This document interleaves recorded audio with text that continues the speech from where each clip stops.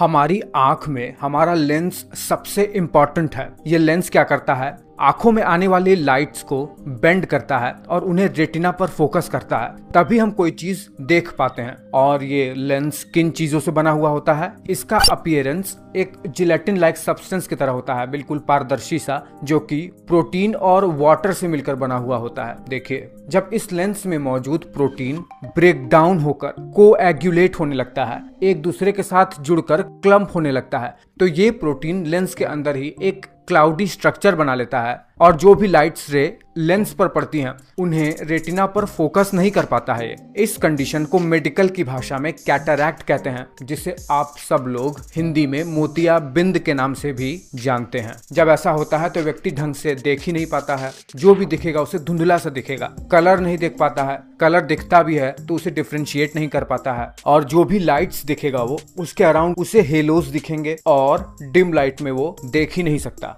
देखिए, ये होता कैसे है, किन कारणों से किसी व्यक्ति को कैटरैक्ट हो जाता है। सबसे इम्पॉर्टेंट है ये कि ये ओल्डर एज के लोगों को ज्यादा होता है। अगर कोई व्यक्ति 50-60 साल के ऊपर हो और 80 साल का ऊपर हो, तब तो वेस्टर्न कंट्री में तो ज्यादातर यही देखा गया है कि 80 साल के ऊपर लोगों को अधिकतम कैटरैक्ट होता है। इसका मूल कारण है ageing, genetics, ultra violet rays, metabolism में गड़बड़ी हो जाना, जैसे कार्बोहाइड्रेट के मेटाबॉलिज्म और प्रोटीन के मेटाबॉलिज्म में किसी तरीके की दिक्कत होना। इन सब चीजों से किसी व्यक्ति को कैटरैक्ट हो सकते हैं। ये कितने प्रकार के होते हैं? सबसे पहले तो होता है ये न्यूक्लियर कैटरैक्ट, जिसमें क्लाउडी क्लम्प्स बनते हैं लेंस के बिल्कुल बीचों बीच। एक होता है कॉर्टिकल कैटरैक्ट, जो कि लेंस के अराउंड चारों तरफ क्लाउडी क्लम्प बन जाते हैं प्रोटीन के। एक होता है पोस्टीरियर सब कैप्सुलर, जिसमें लेंस के पीछे की तरफ क्लाउडी प्रोटीन का क्लम्प बनता है, जिसके वजह से व्यक्ति को कैटरैक्ट होता है, यानी मोतियाबिंद होता है। एक होता है कॉन्जेनाइटल कैटरैक्ट, जिसमें व्यक्ति जब पैदा ही हुआ रहता है तो व्यक्ति में कैटरैक्ट पहले से ही मौजूद रहता है या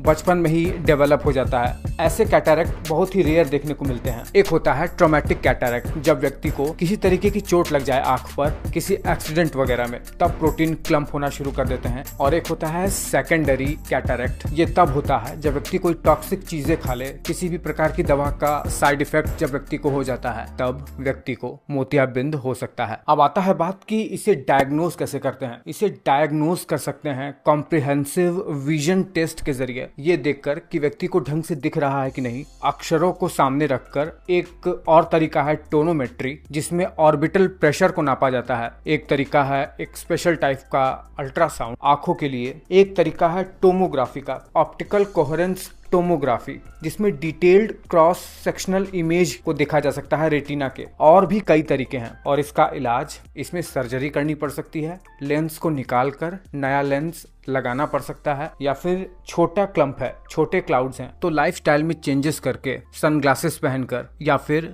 स्ट्रॉन्गर लाइट के प्रेजेंस में किसी चीज को पढ़ना या देखना, इससे मैनेज किया जा सकता है।